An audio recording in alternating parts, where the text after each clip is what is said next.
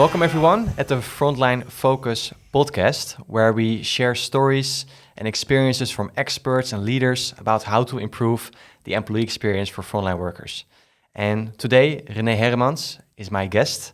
Very excited to have him here. I saw him saw you talk at a large conference many years ago, which I still remember until this day, about your experiences at Albert Heijn and how to improve the employee experience there. So I'm really looking forward to have this discussion today. I'm sure it's going to be very interesting for many people. So without further ado, I would like to ask you to introduce yourself to our audience. That's great. Thank you for the invitation. I'm René. I'm started my career in the marketing and advertising world at advertising agencies. And at some point, I had a position at the Rijksvoorlichtingsdienst. That's the national government. I did communication consultancy, and then one of my internal clients was the Ministry of Defense. Mm-hmm. And there I came across labor market communication. That was the most they did. Mm-hmm. And then I felt, whoa, that's interesting. That's really about something that's not only about selling things, but it's about the life of people, of how they can be of more value in their life and how they can improve their life through their work. And you can sell that to them. That's really good. So their labor market communication got my attention. And at the same time, I got acquainted with the HR discipline. Mm-hmm. And it struck me almost immediately that they don't think really from the perspective of the employee. And that was just what I learned in marketing and communications. There, one of my first reflexes was always, what does the customer think of it? Mm-hmm. And now I thought, what does the employee think of it? Mm-hmm. And that was kind of a strange question, mm-hmm. asking to HR. And that made me think, okay, what would I do when I look from a marketing perspective to HR? And mm-hmm. then I started to write my first management book. Mm-hmm. That won an award, right? That won an award, yes. It's about when your employee becomes your customer. Mm-hmm. It's kind of a literally translation of marketing perspective to HR. And starting from there, then Albert Heijn asked me to introduce employer branding at Albert Heijn. Albert Heijn is the first retailer in the Netherlands, market leader. And there I built up a team on employer branding and broadened the scope of employer branding to employee engagement and employee experience and local recruitment. Yeah. And since the last 2 years, I started my own consultancy practice where I advise organizations on all kind of staffing issues like recruitment and retention, but also engagement. Yeah. So very passionate about this topic. Yes. It still is. It still is. Wow. So very interesting journey of how it started in marketing and like labor market communication, and then all the way to employee experience. We're going to talk about today. And I think you worked at a very long time at Albert Heijn, so you've learned a lot from that experience, which is mainly frontline workers, which is very interesting. Yeah. We're going to talk about today. So, and your latest book, it's called Never Again Without Employees. Never Again Without Staff, yes. I would translate it, but it's in Dutch. Yeah, so never be understaffed anymore. Like that's the main goal of this book. So what made you, what was your motivation to write this book? Because you already written like 2 books before. Yeah. What is the, why this book? What is the why behind this book? The first 2 books were more like a perspective on HR and how you would look like it from a marketing perspective and a relationship perspective. And these thoughts I already applied to my work in Albert Heijn. And then I also experienced what works well, what works not so well. Mm-hmm. And through the years, it developed to a kind of new concept I thought of, and it's human relations management. Yeah. And that's quite opposite to normally translation of HR as human resources. Like human resources is more a cold way of thinking about employees. It's more about FTEs, about resources. And with relations management, human relations, I hope to introduce the warmth and the relationship importance of having that with your employees too. So that was the concept what grew in my head. And then when I started with my own consultancy practice, I thought that is a good moment to write it all down. To write it all down and to expose the vision I have on that. So in short, what does human relationships management mean? Like, what's the essence of that concept? Essence is that we all are people, and we work best with good relationships. So if you improve the relationship with your employees, then they will also work best and give you more value. And the urgency of it is mainly in the scarcity of the labor market we see every day, where it's difficult to get enough employees. So people have to look at other ways to retain their employees more and to attract employees better. But it's has also an effect on the value of your employees, because when the relationship is growing, people stay longer, will be more experienced. In talent management and talent development, people say that 70% of what you learn is on the job, and learning on the job can only happen when you stay inside the company. So retention is very important to grow your value for our customers. And with currently a scarce labor market, people are dropping off more often and earlier. It's getting more difficult to get that length of experience with your employees. And with relationship management, you have a tool in which you can improve that. Yeah, exactly. So this has always been an important topic, but it became more important in the last 5 or 10 years. Especially big driving factor is the labor shortage. It becomes more visible. People and customers are complaining of the operational quality of organizations, the availability of organizations. Some restaurants are closing more days a week because they can't have the personnel. In the healthcare, there are issues with personnel, education, you name it. Yeah. And in your book, you also wrote, indeed, what are the driving factors for this change? Indeed, the tight labor market, which is some other factors. But what are the main reasons why companies should change to a more human relationships management type of leadership, more focusing on employee experience? What are the main reasons? Why should they're listening to this? Yeah. Probably people that are listening to this already are sort of on board that this is an important topic. Yeah. But they might need to convince upper management to do something about this. What are the main reasons you would say? Yeah, in my book I start kind of a story of a CEO who is suffering from a scarce labor market, and she uses a way of managing their staff based on KPIs and mainly from a cost-efficient perspective. Yeah. So how can I have as much as possible staff working for lower costs and most efficient way? And she experiences that she comes now to a point that giving more pressure on employees or more cost reductions doesn't solve a problem. She has a capacity problem, and instead of people coming in, people are leaving the company. Yeah. And she sees that the situation on the labor market will not change next year, will last for a few years longer, and she thinks, okay, I have to do something different. So she made a mind shift into human relations management, of course. Yeah.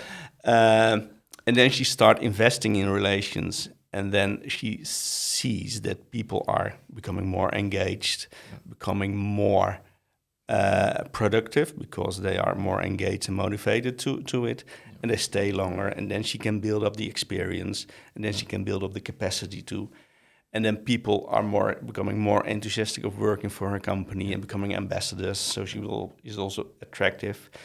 And although the labor market is still scarce, she's the organization in her sector which has enough employees and has good quality of employees. And builds a so there sustainable she business. makes a difference with the other competitors in her sector. Exactly, because in so many companies, especially companies with frontline workers, they are making all the difference. Like whatever you're doing, like restaurants, it's the people. Hotels, it's the people. Retail, it's mainly the people that are making the difference. I mean, you can shop online, but if you want to go to a store, and the main difference there is the people. Yeah. So people are making all the difference. So making sure that they are happy at work, successful at work, is of course crucial. We understand that, but the beginning part of that story of her, that she was in this bad situation still, I think is very recognizable for many companies. They're sort of stuck into like a certain way of thinking, which in your book, and in Dutch we call this the plofkip, which if you literally translate it, it means broiler chicken, which means with producing chicken meat, of course you want to have as much meat as possible. So the way you breed these chickens is to let them grow as fast as possible for as cheap as possible, so you have the most amount of meat. But it actually means that the quality of the meat and the quality of the life and everything is actually worse. The broiler chicken is optimized in economic terms. Yes. So it's most cost efficient, but at the same time, the chicken is ill whole of his life. Yeah. He has not a good life. Yeah. And the same with the broiler organization. Yeah. It's looking at the KPIs, the spreadsheet, and then your cost efficiency is very good. So it seems there's no problem. Mm-hmm. But when the cost efficiency goes beyond a certain point, then it will work the other way around to employees. Yeah. So employees are not feeling very happy, feel more under pressure. Mm-hmm. They will drop out more from burnout symptoms. Mm-hmm. They will leave the company earlier. So you create kind of a value issue with your personnel. Yeah. But since it's not in the spreadsheet, the same as with the health of the chicken is not in the spreadsheet, you don't see it and you don't manage on it. Yeah. But okay, it's something different with people and chicken. So you have to adapt. You cannot afford to deliver just ill people from your organization. So you have to change something, and that makes it for you important to focus on your employees and see how they can become more efficient, more valuable for the company, more productive. And that's not by cutting costs, but that's by giving more attention. By building up a relationship and getting them more engaged with your company. Yeah. And cutting costs is not a sign for frontline workers that you evaluate them very much. Yeah, exactly. Because then if you cut the costs, I mean, you just look at the KPIs, say look good in the short term, but there are all sorts of ripple effects happening. Yeah, it's the same, for example, the focus on flexible working. You just hire people for the few hours a day that you need them to do the work. We organize the work like that, so we have only jobs for 4 or 5 hours sometimes, and that's it. People are not able to get a living out of that, and so they will not be happy because the work should help them to improve their life. Yeah. And if it's not, then they're not happy and are looking for other ways to earn their life better. Exactly. Plus, what you mentioned in the beginning, it takes time for an employee to be really productive, and it takes time. So when you just work 4 hours a week, it takes a long time before you're actually good at it. So and these people are leaving earlier, so a lot of them are not coming to the point that they deliver money instead that they cost money. Yeah. Yeah, so it's good. In the book, I gave an example of the return on relations, how that develops in time, and then you see that you have to have your employees most of the time over half a year in the company before they are break even, and then add value takes some more time.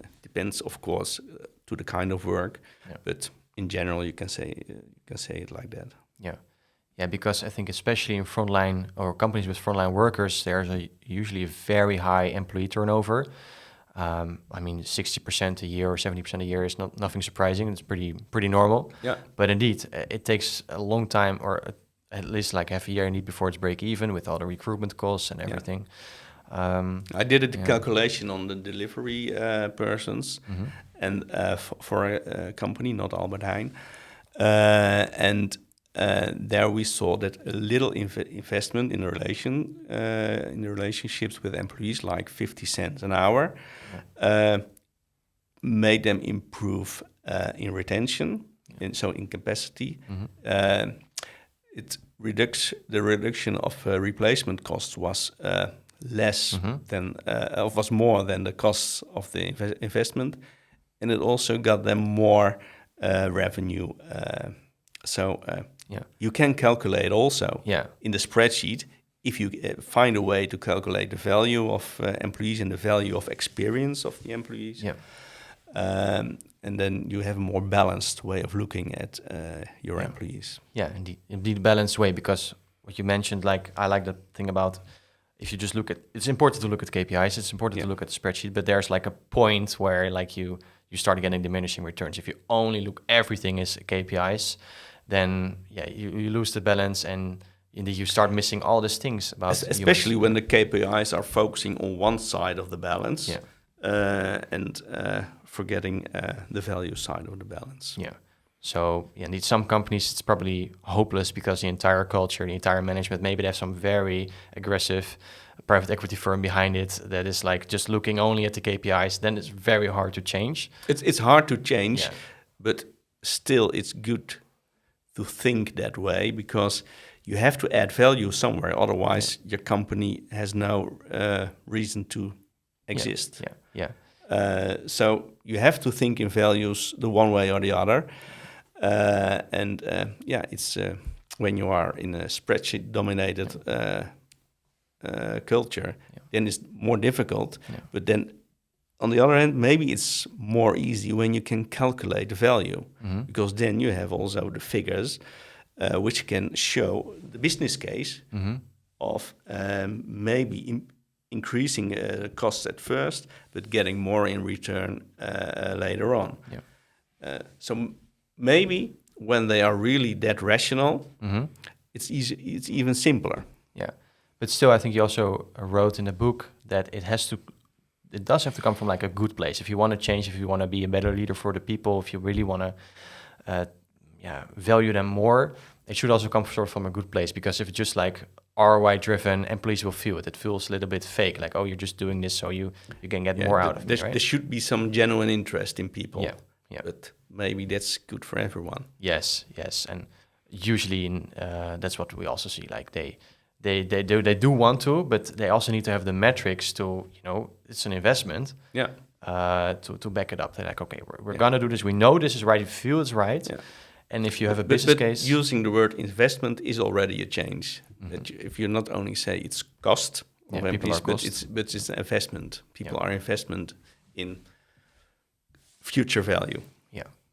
So right, people are like, okay, this is an important topic for many reasons. Tight labor market, people are an investment. People take care of the customers. We can make a business case like this. We want to do something about this. How do they start? How do they start that process? And then especially for frontline workers, because there's so much written about creating a great employee experience for people at the headquarters, the knowledge workers, the desk workers, but it's different for frontline workers. And I think that's so interesting about talking to you, because you have so many years at Albert Heijn, which is like, I think 100,000 frontline workers approximately. So tell us about your time there and the lessons you've learned about improving the employee experience for frontline workers. What were the main insights? The main insight is, do not think for frontline workers, but listen to them. So when I started at Albert Heijn, I got a question. We have a big issue with turnover. So what shall we do? Shall we do something at salary? Or I said, no, wait. Let's start with talking with them and see why they are leaving us. And then they said, we know already why they're leaving, because they want to earn more money and they want to buy a new scooter or a new mobile phone. Maybe when you would ask them now, they would like a fat bike or something. Yeah. But I still said, okay, I have to talk to them and see what's happening. And what I heard that these part-time workers, most of the time teenagers, they want to be more recognized. They want to get the feeling that they were important for the store. So what we did, we thought of a solution, how we can give them more recognition, how can we give them more attention by their team leads. So we made a program where the team lead had to have a dialogue with his team members every few weeks during the first year. And then what happened was the work became easier because the team lead knew their employees of their team members better, so they could direct them more easily. They knew when the team member was thinking of going somewhere else, so they could act upon that. And people liked working there more, so they were more engaged and more productive. So the whole working culture changed already. And in addition, after 2 or 3 months, the store was also more attractive compared to other stores in the same city. Probably because of the employees were talking good about the store. So starting with listening to your employees, what is making them tick, in this case, came to a more relevant solution and even a cheaper one because no additional salary was needed, just attention. And attention is priceless but not costless. Exactly. So, and because especially with frontline workers, you don't have everyone, you don't have all your employees together at the same time, at the same place, what you have sort of at a headquarters. Yeah. It's a decentralized organization, so many locations, and each location does have its own culture, and it's really dependent on the management over there, which is a big challenge because as an HR director, you can have like all the good intentions, but you're so dependent on those frontline leaders. So what are some other lessons you've learned with like really empowering them? So when we stick to this example, then we found in our experiment that it worked, but we didn't make it obligatory. Mandatory. We made it mandatory because people had to feel that it would help them. They had to think and to believe that it would help them. Because when you start talking with someone and you have to talk with someone because of some other guy said that to you, then it will not be a very interesting or fulfilling talk you have. So there should be some genuine interest and belief to do that. And we saw in the experiment that the stores where the management thought, wow, this will help us, they had very good results, but there were also some more cynical managers, and they had hardly any results. So we made it mandatory. But when a store was not able to change their retention rate, then their manager says, okay, maybe then you should try this you should try this to improve your retention rate if you don't have other ideas how to do so. Became that an important part of performance management of the managers to maybe before, I think especially in supermarket industry, like many years ago, it was just about like just numbers, about inventory and revenue and stuff like that. Became like managing your employees more important by indeed looking at retention numbers or satisfaction numbers. Became that more important in evaluating managers and hiring them as well, maybe? Yeah, we at the same time I transformed the employee satisfaction research to an employee engagement research. And then we could, through engagement numbers, we could also connect them to business results. And this is part of the instruments to grow your engagement. And in the end, the engagement KPI became the international KPI for HR, how to grow engagement, how to grow the value of your employees through all stores and departments. It became an international standard? Yeah. What was the gist of that satisfaction metric? What is the But core? the satisfaction metric didn't show any relationship with the business. And when we started with engagement, we could show that the 10% best scores on engagement had a better performance on their year plan, had lower personal costs, had more satisfied customers. So it looked like it was a kind of a KPI that correlates with all other business KPIs.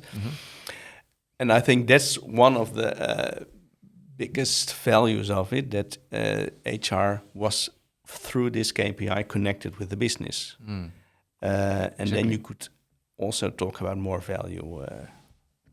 So the engagement metric was correlated with the business, but the satisfaction metrics, the research you did before, wasn't? We couldn't find any correlation. Interesting. So, and that's, maybe it's not that changed, because engagement has a more active feeling, and when you are satisfied, you can also be satisfied with doing nothing. Exactly. You're happy with your salary. You're happy, and you don't have to do too much, and they don't see you, so you can do something else when you're not working with more energy. Awesome. Yeah. So it's more the active thing of engagement that helps you. Yeah. That worked well. And in the organizations, that gives me also the insight that when you want to change something in HR, you have to connect HR with the business. And that's often one of the main issues HR has at board level. Yeah. Yeah, so, and then you can manage the managers, the frontline managers. You look at the metric, and if it's bad, you can give them some plans to make it better. When one of the things is the communication. You give them some tools, some supporting tools. Okay, if you have an issue on that, you try this one. But if you have a better idea, be our guest. Yeah. Because they're all people, and they will put more effort in making their own ideas to success compared to other ideas of others. Yeah. What did you see were some successful ideas besides like making sure that the manager speaks often with the employees to sit down, the plan you mentioned in the beginning? What are some other things that make a difference? A good example I learned from some store managers was the part-time workers are most of the time teenagers going to school, and their parents were very hesitating at start most of the time. Okay, when they go working at Albert Heijn, is school not suffering too much from it? What he did, or a few did, was that they organized a parents' evening with for the people who started in the first in a quarter, for example. They were. It was kind of a meeting where he informs the parents on what the policies are and what they expect from their workers, and the employees themselves were serving their parents with wine and cheese. So that was very good for the connection relationship with the parents. Yeah. They also knew how they could support their kid to be on time at work, for example. And it improved also the relationship with the employees. Yes. So that is something we at the headquarters didn't came up to, but that's an idea of a store manager, and it's kind of a best practice, and other store managers took it over from there. That's a nice one. I've never heard of that story before, or idea, so that's very, very interesting. So, and that was another project, and I think the thing that was most interesting that I still remember from your talk many years ago was about sort of the employer value proposition, or the employer value proposition. That just really started by first understanding your audience, and indeed your young audience, part-time, and creating a value proposition for them. What did you learn about that time? Because I think a lot of companies are struggling with creating a sort of a unique employer value proposition, because in a lot of industries there's so much competition within retail. There's so many retail companies, hospitality. There's so many hospitality companies. Like, how do you create like a unique employer value proposition? How do you come up with it? Yeah, that's also what you see a lot of companies struggling with, because they want one value proposition for all their employees. Yeah. But your employees are not all the same. Yeah. Your headquarter employees, for example, do expect different things from an employer than your frontline workers. So one value proposition for all is in marketing again. A proposition for everyone is a proposition for no one. Yeah. So you have to differentiate in a way. So what I did at Albert Heijn was make kind of a more strategic employership proposition, where it's more in general terms. You describe what you want to be as an employer, where you want to be famous for, but then look at different target groups. We looked at the frontline workers, but also to the IT headquarter workers. Translate that employership in, okay, how would it be? How would it be in daily practice? Yeah. What would you see from that? So for the part-time workers, we came up with, in Dutch, the 4 G's. Yeah. It's geld, gemak, gezellig en groei. Yeah. And in English, it's money, comfortness, coziness, and growth. Yeah. That were the 4 things they would tick on, and then especially on money and coziness. And it would be easy around the corner anyway. And coziness is like is a translation from the Dutch word gezellig, which is like the famous word that is so hard to translate. Yeah. But they need like coziness, but also like the team spirit. It's like having fun. Spirit, having fun, feeling comfortable. Yeah. That were the main things. Yeah. And what we saw was that people started to work because they want to earn money, but they stay at your work because they feel fine. It's not.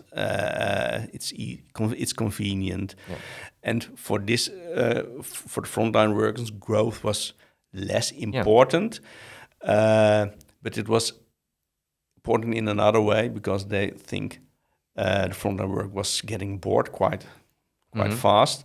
So when you see how can we stop them to getting bored, so give more change in the work they had to do, then they felt like, okay, I can do this too. So it was some kind of growth. Yeah. But translating it for the IT group, for example, then growth became more important, and the development of new things. Yeah. So you could use the different personas to change the proposition, so it becomes relevant for them. Yeah. Because an employee or a candidate, doesn't matter if it all fits in one EVP. No. They just want a relevant proposition from you, which has an answer to their needs. Yeah, which is it's like marketing. It's like marketing different again. Personas and different offerings. So you cannot have like one. There's probably something that like unites all those employer value propositions. There is like on a higher level. There's something. It's the same in marketing. There's also a brand proposition where the brand stands for. That you have also with the employee value proposition. Where do you stand for as an employer? Where do you want to be famous for? Yeah. But how it translates to daily experience, that you have to diverse per target group. Yeah. So indeed, the managers, they make a very important for the employee experience. What could you do at the headquarter level as the employee experience team? What did you do? What were some really important projects that you've accomplished that made a big difference on the experience for the frontline workers? Yeah, what we did was we selected a few stores, and with these stores we started to talk to them and draw that complete employee journey for them, and ask them how they experience several moments, and then we could then pinpoint on what moments we had to improve. That made it very concrete. For example, we did some talks with cashiers, and we already knew that onboarding was very important. So we were focusing on the first day. Everybody feels welcome, giving a kind of a present. Nice to have you here. And people were very happy and very positive about the first day. But then the second day, then all the attention was gone. They were put alone behind the cashier, and then just solve any problem a customer comes up with. And they were not equipped for that, of course. So they said literally the second day was a hell. Yeah. Not one cashier said, but all said it. So by listening to them, you recognize, okay, yes, we are focusing on the first day, but forgetting the rest. So we had some more support in the days after the first day, and that solves it already for a big deal. That also made that people not already dropping off after the first month. Yeah. So what we did is do some experiments, try something, and get to know what's happening and how people experience it, and then improve it. Yeah, and of course, Albert Heijn is a very large organization, very big team at the headquarters, like large HR teams, etc. You had like a sort of a separate team. Yeah. How were you organized? Like how did you work? Did you have like a backlog of ideas? Did a lot of other teams come to you? Did you visit the frontline often and just write down ideas and work on it like in a systematic way? Like how did you work? And what would you also advise other companies that want to start with this? How do they start with this? It's kind of a combination. I happen to have all kind of ideas all the time. Most of them are worthless, but some I keep somewhere in the back of my head. But most of the time, you have there are challenges supermarket managers come up with, or the management has some ambitions, and you try to connect that with the vision you have on how it can be better. And sometimes you just giving them what they ask, and sometimes there's a moment they say, okay, now we can try something from being more relationship orientated, and see how it works. So it's a bit of trial and error, combining giving people directly what I want, or sometimes getting further, trying new initiatives. So a lot of new initiatives are born there, and some work better than others. But if they don't work as expected, then you let them die again. But if they work better than expected, then you can implement them on a broader scale. Exactly. And what were some main KPIs that your team was either responsible for or had to report to the management about it? Like, how was the success of that team measured? Like, what were you responsible for? Yeah, we had a big focus on the part-time workers, because that was a lot of workers, and there was a big dynamic in that. So we had KPIs on recruitment results, on retention results, but mainly also on research being the reputation we had. So we, after a year or six, when I started working at the supermarket, was not very hot and happening, or not very popular. So only 20% of the people like to work at store manager at the supermarket. Sorry. After a year or 7, 8, it was already 80%. We thought, okay, I can imagine that I work at the supermarket, and if so, then preferably at Albert Heijn. Yeah.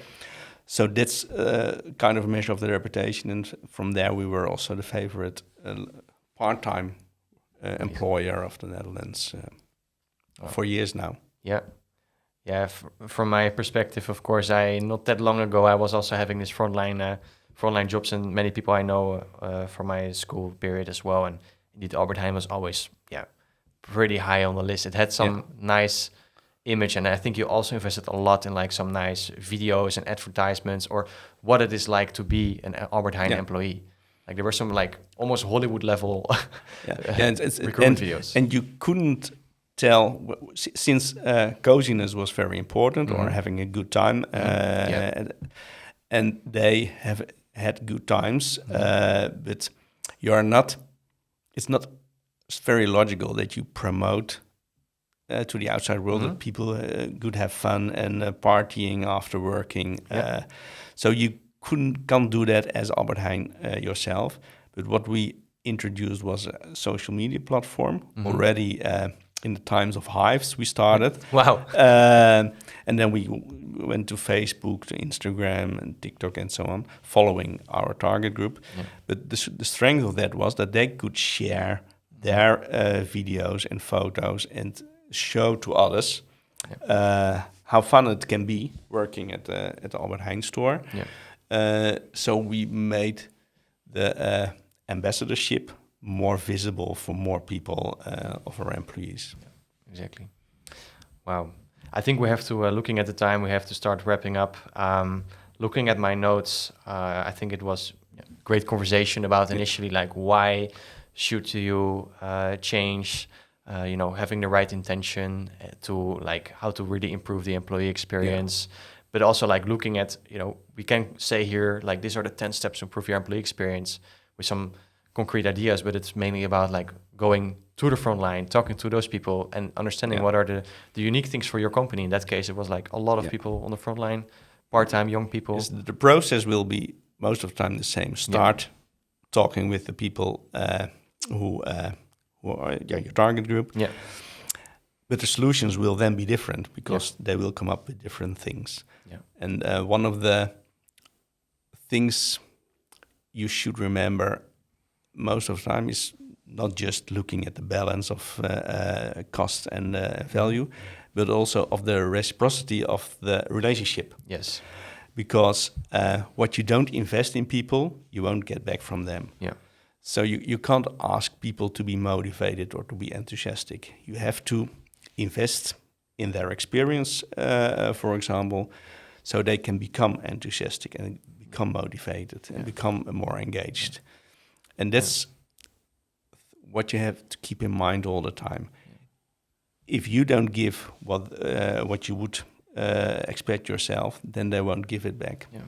So if you don't communicate with them, they won't communicate with you and leave just from the one day to the other without giving any notice maybe. And you think, why are they leaving? Why are they leaving?